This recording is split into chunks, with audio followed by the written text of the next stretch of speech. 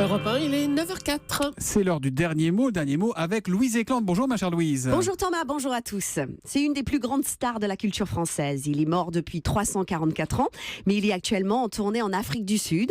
C'est Molière. Et c'est Sylvain Strijk, une metteuse en scène franco-africaine du Sud, qui a eu cette excellente idée. Parce que J.B. Poquelin en Afrique du Sud, c'est comme Johnny Clegg en tournée en France, ça ne se rate pas.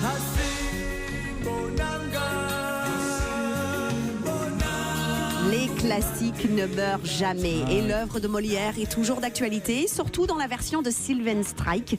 En 2012, inspirée par la crise financière, elle avait monté l'Avare et cette année, en réaction au climat politique international, elle reprend Tartuffe. Tartuffe l'imposteur, Tartuffe le faux dévot, bref, Tar-Trump. Mais du côté de notre présidentielle, Molière est aussi à la mode.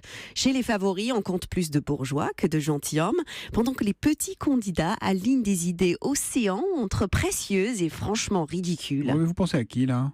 Je ne citerai personne et je partage mon Molière de l'hypocrisie avec tous les journalistes qui essaient de rester sérieux devant Jacques Cheminade. Les années passent, mais heureusement que Tartuffe est toujours là pour nous rappeler la vraie nature des hommes.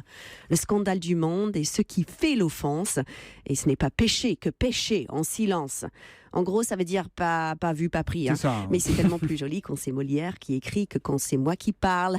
Vu mon accent, avec la clause Molière, pas sûr qu'on me laisserait travailler sur un chantier du bâtiment dans certaines régions. Et c'est ça le Molière que j'aime moins. Le Molière que je préfère, c'est celui qui est actuellement en tournée à Johannesburg comme à Soweto.